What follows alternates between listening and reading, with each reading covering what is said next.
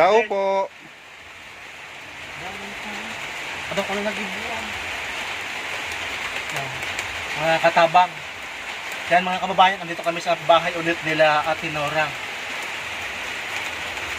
Walang tao, so maghahantay tayo. Kakrap-tap ako. Tao po. Ayun, may tao. Oy, tara. Wala ba ako? Ano, kumusta? Ay man, nakaulibag ako walang gabi na. Gabi na. Oo. Nagtalo ka na at itong pa may stop to tabo. Ano ba nagkaribo? Hindi ko kaya nagsingit. O, si mama mo. Hindi. Turok. Kuwan, bago nga nagawan. Bago. Ay, palis lang po. Turok talaan.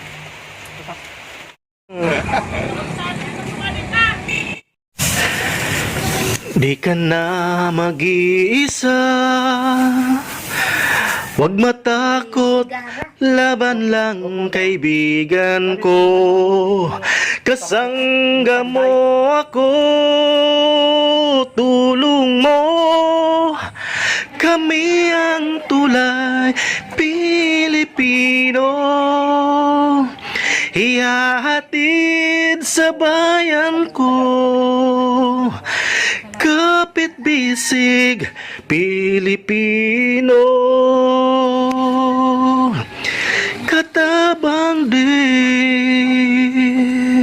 Mapagpalang araw mga kababayan. So magandang hapon po sa lahat. So ngayong araw po pupuntahan po natin ang mag-ina na sila Ate Nora, Nanay Nora at si Ate Madeline. So sila po yung may anak na PWD. So ihatid po natin ang blessings galing po sa napakabait nating sponsor na si Ma'am Fabs Jen Vlog from Hong Kong. So kung bago ka lang dito sa aking YouTube channel, so paki-click ang hit the notification bell para updated po kayo sa mga video pa namin na darating. Sa pamamagitan po ng panonood po ninyo ng aming video ay may babalik po natin yan sa mga kababayan po natin. So samahan niyo po kami hanggang dulo. Maraming salamat sa mga super chatters, sa mga members po ni Katabang Dave. Maraming salamat. Tara mga kababayan. Bay, sana ta. Bangka mo kayo, Rakan. Ay, pwede pa magdagos. Ayun ba yung mga kat na?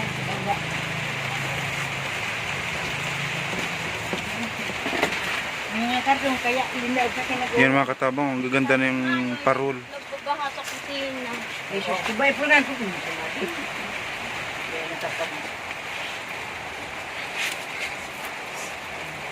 Buwa tayo po sa sapatos ko. Uy!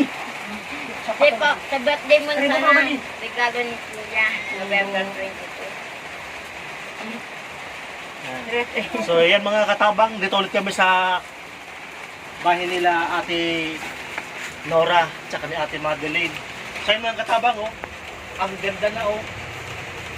Ito na yung mga finished product ni Ate Nora na pagbenta niya ngayong Kapaskuhan. Oh, maganda, oh. Sa ganito, magkano? Maganda, oh. O sa mga taga-Liwon, mga taga-Albay, baka naman dito po kayo bumili kay Ate Nora. Customer mo pala si Ma'am Maricel Nieva, yung teacher. Kasi niya daw po namimili eh. Ito, ganito yan. Nakatanggap kami nung sa tupad. Sa tupad. Yung mga ginibo ko ng puhunan para mas kapagan mo na. Galing. Salamat.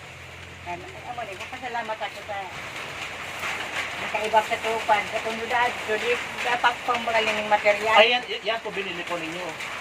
So, Ginawa ko. ay ginawa mo rin yan. Upo. Ito susabi sa yung Mga pinulot ng mga buwan. bata. Mga battle. Mga sinira. Ito pala yung bottles. Okay yan o.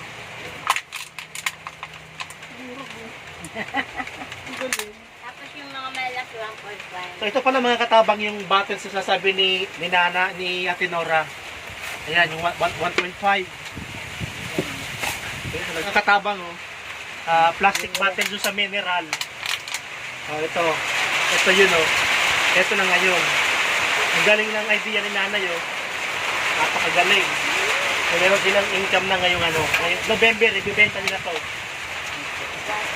So ngayon po, ate, meron kaming sa inyo, ibibigay. Mapasensya na kung medyo natagalan kami. Kasi busy tayo. So, pasalamat po kami sa sponsor sa pamilya ni Ma'am Fabs Jen from Hong Kong. So, andito po ngayon si dito kami.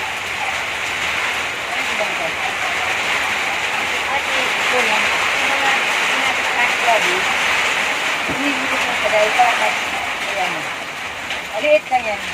Mga tinat ko dito, mga nasirang maliliit.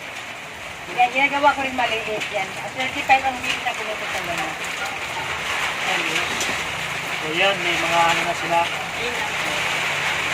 Kami na. Ibibenta na ngayon ng November. Ngayon pala mga kaubayan. Muli pa namin binalikan ng pamilya. Mga kababayan, pasensya na kayo kung hinarinig kayong maingay, gawa ng naulan. So tumutulo po yung loob ng bahay nila, pati po sa kusina, binabaha din po. So nagtitiis po sila muna dito sa bahay nila kasi hanggang sa pagkain lang po yung kaya nilang makuha ngayon. So ngayon po, muli pa natin balikan ang pamilya ni Ate Madeline. So ano ate, kumusta? Okay naman. Sa Kaya- awa ng Diyos, nakakuha din. So nakatulong po ba sa inyo yung konting grocery nung nakaraan? Opo. Yung mga damit ko, nag-cash naman po sa mga oh yes, Nakakuha din si Mama. Saka yung sabi nga yung isang maliit, bakit ako wala, si Kuya Mel, hindi nakakuha yung isang maliit. Yung pangalan. ay walang nakuha. Kasi parang halos lahat yung pangbabae yata eh. For Pantalo pangbabae. na ang mga gamit niya. Kaya papantalo Mga ang nakuha pantalo niya. sa Oo, kanila. na ano ko lang yun sa Pinaputulan pangalan. sa akin. Kasi mahaba. Pinaputulan ako. Kaya ayaw kami tikmutin. So, ngayon natin, ang gaganda ng comment sa'yo, sa inyo ni nanay. Napakasipag daw ni nanay. Tapos may mga tagalibon tayong nakakilala sa inyo na si Ate Nora daw talagang sadyang napakasipag. Mga abilidad, tsaka mga creative. Tapos, mga nakakilala din sa'yo dito sa Bex na kung ikaw daw si Madeline, totoo po si Madeline Secreto. Yung dalaga. So, may nagtatanong kung bakit daw kayo hiwalay ng asawa.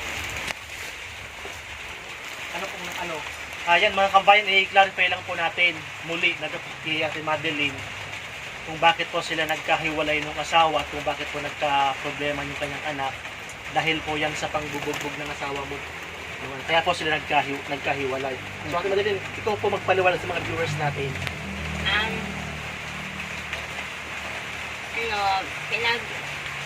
Pinaghiwalay ko na yung asawa ko dahil sa ayaw siyang pagsabihan. Sabi ko sa kanya, pag once na may asawa na siya, iwasan na muna yung tambay sa pagkakaibigan. Unahin muna yung pamilya niya bago sa makipag-inuman. Nagalit siya sa akin. Sabi ko, bagong kasal kami, sabi ko, kailangan natin bumalik sa Libon kasi nakaschedule yung binyag ng panganay ko. Nagalit siya, doon niya ako sinuntok sa may daanan ng ng mga maraming damo, papunta ng sentro. Oo, kasi Pero, malayo kami sa sentro eh. That time, nung pinagsunto ka ng asawa, buntis ka sa pangalawa, hindi. Oo, buntis na ako dito. Buntis ka sa pangalawa. Oo, hindi ko alam na may laman na. Hindi mo alam na naman na. Buti nga nabuhay siya. Hmm, Kasi nanganak ako ng 2007.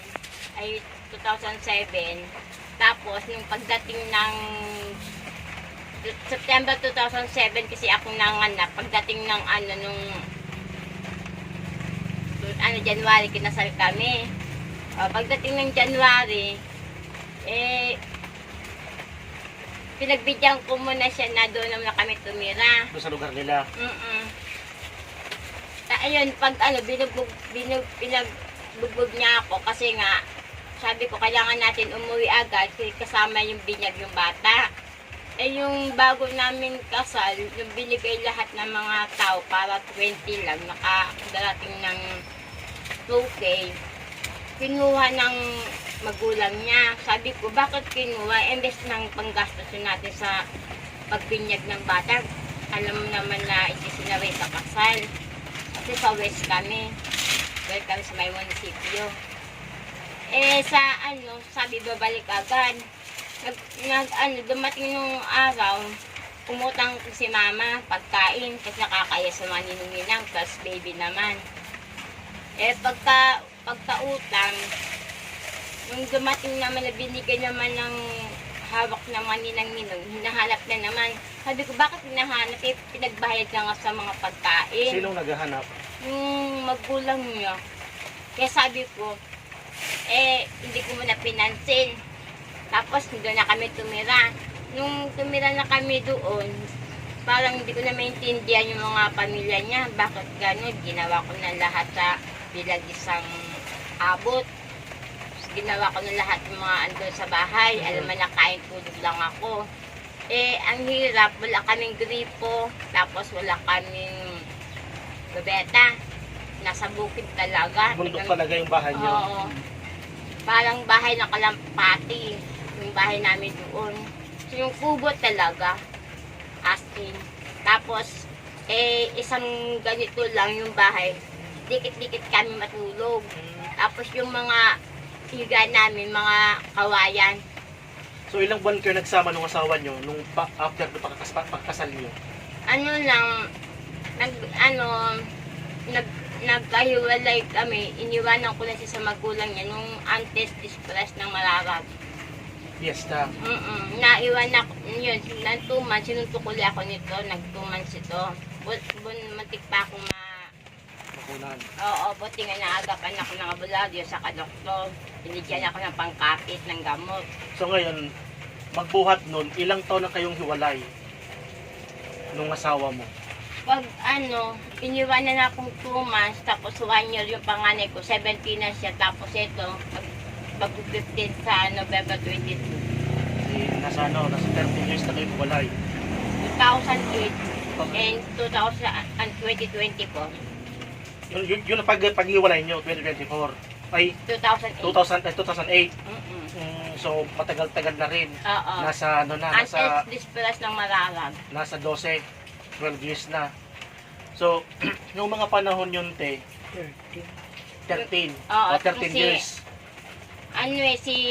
Si Melvin kasi iniwanan 1 year. 17 na siya ngayon. Ibig sabihin, 16. 16. Oo. Si 1 year siyang iniwan eh. 1 year. Okay, 16 years old. Ay, 16 years na pala.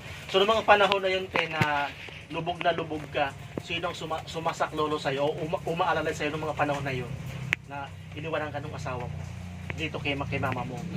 Umuwi ako, sumakay ako ng jeep, wala akong pamasahe. Dala ko lahat ng gamit. Balik-balik ako, kasi buntis ako, karga ko yung bata, lahat ng gamit, dala ko. Dito kay mama mo umuwi. So, noong mga panahon pala yun, nung lubog ka, sinanay mo ang sumalo sa'yo. Wala naman iba, sila. Tinanggap naman ako ng nanay mo. So, yan. Yan talaga mga magulang, no? Mapagmahal sa mga anak. So, ilang taon na, paano mo na kaya yung mga panahon na yun? Na siyempre, single mom ka na, si mama mo matanda na rin. Yung oras ng mga anak ako, 1 week na akong balik sa center. Tapos, ayaw sana akong tanggapin ng mga tao sa center. Bakit daw? Dapat daw sa emergency na lang ako sa hospital kasi Nung pinagbubuntis mo siya, gusto nila sasaryan ako. Eh sabi ko, ayoko sasaryan kasi ayaw kong biyak yung tiyan ko. Sabi ko, kayanin ko na lang na ilabas. Sige na ngaya, ayaw ng mga ibang midwife. Buti nga nandun si Ate F. Ako na lang. Tapos sabi nila, bala ka F, ako naman nyari, walang doktor. Tapos, buti nga sa nung pag-oras ng mga anak ako, hindi ko kasi naabutan yung ambulansya, kakaalis pa lang, sinatid yung isang pasyente. May naiwan siyang gamot, ginamit mo na sa akin, buti nga active sa akin, nagkulang uli. Nagkataon na yung butika sa harapan ng police station, Eh wala kaming pera, isang gamot pala, isang tutok, 1,000. Mahal. Nagutang si mama. Eh plus babalik pa yung, baka bumalik yung pasyente, hanapin ko yun. Eh nagutang si mama, nagluluto si mama ng pagkain sa police station para bayaran na lang. Eh buti nga pumayag. Eh yung isang tusok dito, 4. Di, 4,000. Tapos 2 bantay sa akin, yung midwife sa Dito kapagtera. mismo sa health center natin. Ngayon, sabi ni Ate Ed, isa pang irit kasi hindi bumubuka yung pinto para makalabas yung bata. Nung inirit ko pang todo, doon na nakita nila yung mata ko lulubog na, tapos yung dila ko lumalalim na. Eh buti nga, yung ang gamot na iwan, na-active sa akin, tapos naghanap tayo pang gamot kasi kulang pa, kailangan masusuka ko lahat. Hindi na hawakan ni Ate yung bata, muntik pang mahulog pwede sa sahig, pwede sa timba. Kasi madulas, ang laki, malaki talaga, malit yung tapos ang laki ng bata. Tapos ang haba. Nung yung tinapos sa tiyang ko, doon na nag-iba niyang kulay ko, parang hindi wala ng kabuhay-buhay. Lumubog na yung mga mata ko, yung dila ko, muntik pa, bila kong inanuan ako para tumuloy. Para masurvive ka. So ngayon, te, nung nakaraan, di ba nag-ano ka na konting kapital? So, pasalamat po tayo sa sponsor po ninyo na OFW Hong Kong, si Ma'am Fabs. Anong masasabi mo kay sa sponsor mo? Dahil nagustuhan nila yung kwento ng buhay mo. Salamat ka sa sponsor mo. Maraming salamat ko sa nung nakita niyo yung nasa video ni Big Brother yun. Big Brother. Katabang din. Nasa video yung Katabang Dave na nakita nyo lahat ng video doon ay totoo po yun na pinagdaanan ko sa hirap. Buti nga nabuhay yung anak ko, nagsalamat ako. Kasi nilabas to, hindi umihinga, tapos hindi umihiyak. Binuhay nila to. Pareho kami magandang hinagapan. Tapos, yung ilang araw nang nakalipas, dinala na ako sa ospital na iwan siya. Doon na ako binuhay na to. Doon na naka-oxygen lahat. Ngayon, sabi ng doktor, mahihirapan ka na sa 3. Bawal ka na magbuntis. Kasi nga, may problem ka pala sa heart mo. Mag-ingat ka na. Bawal mag-isip, bawal yung mga trabaho mga mabibigat, masikat ang araw ng malakas ng init, tapos yung malakas ng hangin, ng ulan. Kasi nung time na yun, nung malakas ng init, nahirapan ako huminga. Nung malakas ng ulan sa hangin, parang nutusok ako ng karayom. Gumaganon ako. So ngayon, babe, pasalamat ka sa nagbigay ng tulong. Huwag ka mahiya. Nakasabi. Ay, nakasabi pala. Kasi Ayun pala. yung nakalakad kasi itong si Marlene, malaki na. Kasi mahigit isang taon, di pa nabuklat ng mata. Kala ko kasi bulag. Hindi ito nakapagtagilin, nakapagbaka-baka. Ngayon po, te, ito na po yung 1.5 po yung binigay po ng OFW yung kaibigan natin, na viewers natin from Hong Kong. So sabi, nabanggit mo kasi kailangan mo na ng puhunan para sa pagtutinda, pangtulong mo kayo nanay mo. So ito na po mga kababayan, galing po sa ating kaibigan na si Ma'am Fabs Jen Vlog from Hong Kong. Yan, sana po makatulong po yan sa inyo sa pagtitinda po ninyo ng merienda ni nanay. Maraming salamat po dito sa bigay mong sponsor. Galing po sa'yo. Ito na po pagsisimula na habang naghihintay po sa anak kong special child na magtitinda po ako doon para yung dalensya, yun ang bibili namin ng pagkain namin sa araw-araw. Yun. So pagkataga, na lang kita ate, kumbaga ito challenge kita. Pag mapalago mo yan, posibleng may magbigay sa inyo ulit. So mga kababayan, so still po, sila pong magnanay ang tumutulong po para po mabuhay o buhayin yung pamilya ni Ate Madeline. So sobrang nakaka-proud po si Ate Nora, si Nanay Nora. Kasi siya po ang sandalan ni Ate Madeline. Si Nanay Nora po yung nagsasakripisyo para po sa pamilya. Kasi po si Ate Madeline hindi na po kaya magtrabaho kasi nga po may problema sa puso. Tapos yung mga anak po PWD pa. So si Nanay po, pasalamat po kami kay Nanay kasi po si Nanay maabilidad.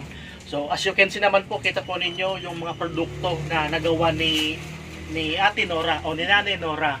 So yan po, ibebenta nila yan ngayong November. Ngayon po palapit ang Pasko. Yung mga taga-Libon po, yung mga taga-Albay po, Pulangi o taga-Matahon, yun ang kailangan po ng parol, mga school project po ngayong Pasko sa school. Dito po kayo pumunta sa Bets kay Nanay Nora.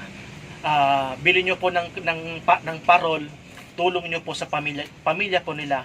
So yan po ang extra income nila ngayong Kapaskuhan.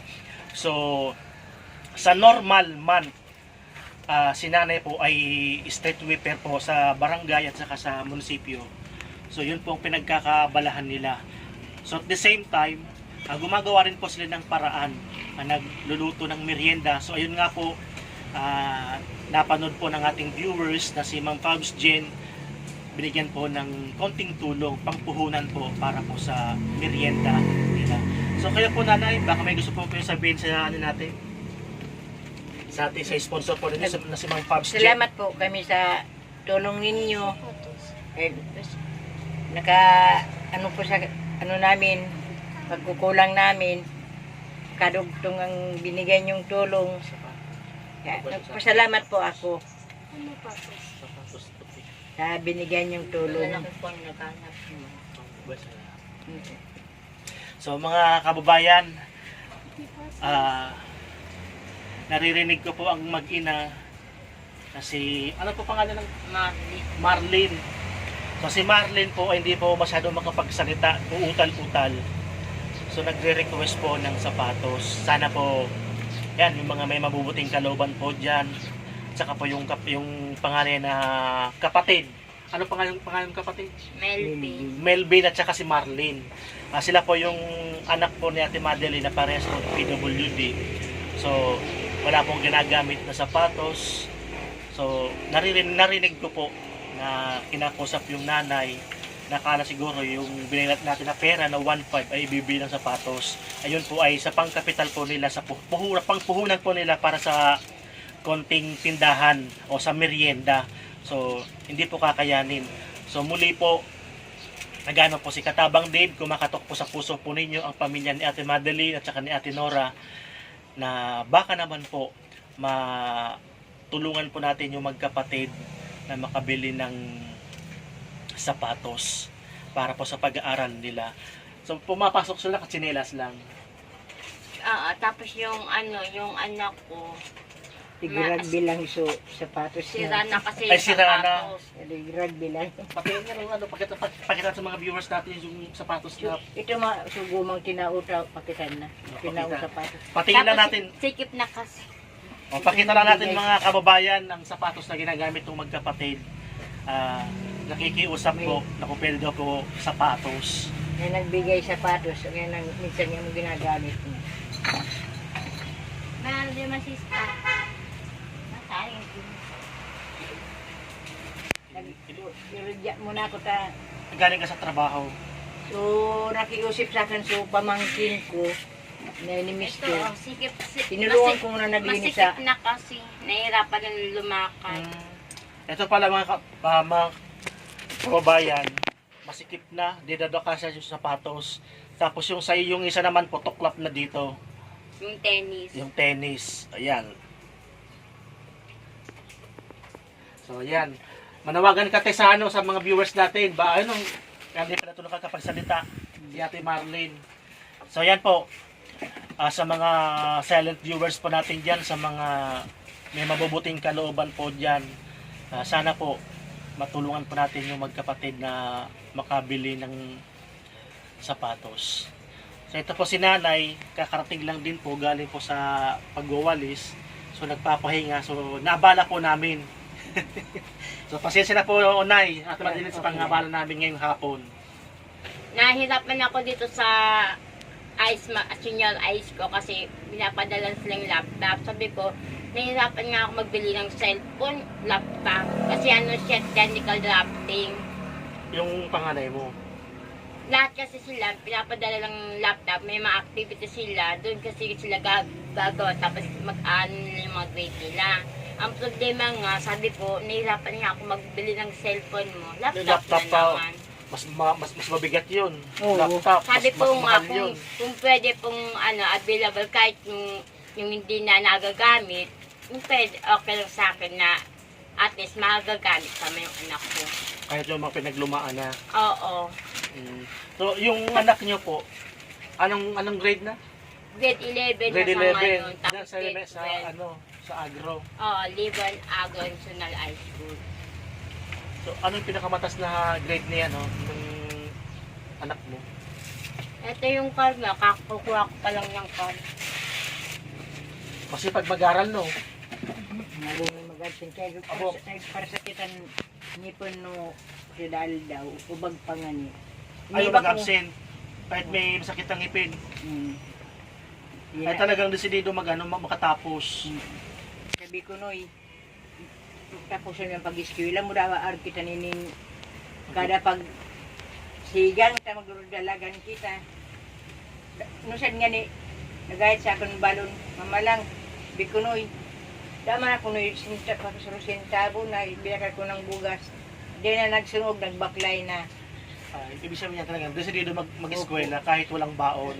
Basta may laman yung tiyan. opo So, nagkulangan yun nag-inom lang kape sa kasi sa dati na pa yun yan po talagang mabait, no? Yung panganay. ako nga ni sabi ko kay amang Diyos malawi ganin yung buhay ko sa may darwa pa ako makuha akong pigasi sa akin winatak sa akin ng kauriyan ko Ito, Laban lang. kakating kakukuha ko pa lang yung card. Ito yung sa lalaki mo. Sila kasi walang card kasi nga sila, non-grade. Matataas pa lang mga grado ng ano. Pakalaman lang ng Ito ito yung yung grade. Oo. Sorry. O, sige. Makupo mo pa. upo man big-ataman ko Mm. at sundo ko pa sa eskwela Yun ang gusto ko sana matulungan paano yung mata niya kasi nahihirapan siya dyan sa mata. Pero yung mata po niya, since birth na ano. Na-aksidente no 5 years yung plastic ko may palang sige na tama yung natusok sa sige Ay, sa natusok. dik nga nabasag yung natusok salamin. no kaayo naman kanakat na baloy Yung itim natin ng mata. Kaya Ah, nahihirapan siya magbasa. di normal pa nung pinanganak mo siya. oo normal Ito yung talaga, yung talagang natusok lang sa sigid Di yung pigpagamot, pigpatingin sa ay doktor. opo balik-balik na ako sa Legazpi Pero nung bata, pero ngayon, nahihirapan na ako kasi nga yung pamasahe, malayo yung ligaste, tapos yung pagkain pa. Ano daw sabi ng doktor nung pagpapatingin yung mata? nakiusip man ako no ina no igin na kung pwede bangaan ako no pag operaran sa mata no igin o sa problema na mong yung gipit di na naman na pa-opera sa igin amo na yan ko na bulag Talagang wala nang makita yung ano, kanang Ito bahagi. yung kay Magdalene. bata na so ina no igin sinabihan pa kung pwede kwartahan ko kung sira nakita man so no igin Sitwasyon. di na ako nakiribok Di na kailangan sa barangay man lang para humingi ng tulong sa Hindi na barangay. ako Para pinapansin ng barangay. Tapos pumunta ako dun, humingi ako ng tulong sa may nag-ano doon sa pulis. So pulis na nag-ano doon. Kasi hindi ako pinapansin kasi west na wala akong ano. Yung pala, pag pala nag-ano dyan, may bayad. Pag may nagreklamo. nagreklamo. Ito wala ako pang bayad. Hindi ako pinansin. Kaya inano ko agad yung sa police station. So police na nag-ano. Saka na kami pinansin. Ito mga kababayan, no? Mataas ang grado nung anak niya ni ate. kaya kahit walang baon pumapasok siya At least talagang desidido, porsigido yung anak mong lalaki na mag-aral. Ayaw Nakita. niya kasing palagi lang kami ganito. Ayun. At least pasalamat tayo kay God. opo So ngayon po, maraming salamat mga kababayan. So hanggang dito na lang po kami dahil po umuulan. Maraming salamat po sa sponsor po natin muli, si Ma'am Pabs Jen Vlog from Hong Kong. So nagpapasalamat po ang pamilya. Maraming salamat and God bless po. Salamat, Tabi. So, nagtabang samon. Sana po di ka mo makusamon na pagtabang. Dahil ngayon na panahon, sabay-sabay ang problema namon. Ako ngayon nakundo sa pagpabulong ko. Dahil sa asawa ko, kukaman bulong. So nagbubulong pares po kayo nagbe-maintenance. Daw ako na may namamatian, abo ko man magpundo niya na pagtrabaho ko. Dahil ini sa magirina, Eh, magkakapoy. bukod po pala sa problema sa kila Madeline, sa inyo pang mag-asawa, meron din Oo. ah, Ato sa bagong luwas sa hospital sa asawa ko dahil inopera na din. inoperaran. Opo. Kaya ako, ay namamatian ko, mararay na. Pero masya ako may namamatian, abo ko magpundo magtrabaho dahil limay ning bigpakaon ko. Tama po yan, ay laban lang po tayo. Saka pray Opo. tayo kay God. Opo. Huwag tayong Ako, sana bigyan tayo Kahit ng lang akong tabang Lord. opo. Sa may mga dumarating naman ng grasya, Opo. ay paano may mga yung viewers natin diyan, may mga mabuting puso na handang tumulong sa mga katulad po natin, ang mga Ang mga nangangailangan. pasalamat ko tabi kay Lord na may nagtatabang samon. Yung kaudaan namon. Opo. Yan po sa mga viewers natin diyan. Kung nagustuhan nyo po ang kwento ng buhay nila, so paki-share po ng ating video para po mapanood rin po ng iba yung mga kaibigan o para po kumalat. So yan po muli, nagpapasalamat po kami. Ang team Katabang at ang aking cameraman na si JJ, maraming salamat. At sa pamilya po, sa mga viewers po natin yan, maraming salamat. Sa mga members po ng Katabang Dave at sa mga super chatters at sa walang sawang sumusuporta kay Katabang Dave, mga taga-Libon, maraming salamat. Salamat po. Salamat. Kung halimbawa may magtabang ligayon, balik na gawin ka